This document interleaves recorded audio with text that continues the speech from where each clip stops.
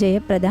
ఒకసారి వచ్చి చూస్తే బాగుంటుంది అనేటటువంటి ఉద్దేశంతో ఇక్కడికి రావడం జరిగింది. ఇక్కడ ఉన్నటువంటి ఆ వృద్ధులని, మతి స్థిమితం లేనటువంటి వాళ్ళని మొత్తం కూడా చూడడం జరిగింది.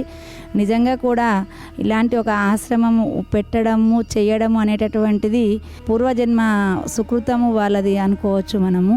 అంతమంది అభాగ్యులను చేరదీసి ఆశ్రమం ఇస్తున్నటువంటి వాళ్ళు నిజంగా కూడా వీళ్ళు కృతజ్ఞులు. చాలా ఎంత మనము చెప్పినా కూడా వాళ్ళకి తక్కువనే. ఇది ఇంకా కూడా అందరి సహాయ సహకారాలతోని దినదినాభివృద్ధి కావాలని ప్రతి ఒక్కరు కూడా ఈ కార్యక్రమంలో వాళ్ళకు చేతనేటటువంటి సహాయాన్ని చేస్తే నిజంగా కూడా అది మనము దేవాలయాల్లో చేస్తున్నారు, చాలామంది ఎక్కడెక్కడో చేస్తున్నారు. అది కాదు, అది మన మానవ సేవయే మాధవ సేవ అనే దానికి నిదర్శనము ఇక్కడ ఉన్నటువంటి ఈ ఆశ్రమం.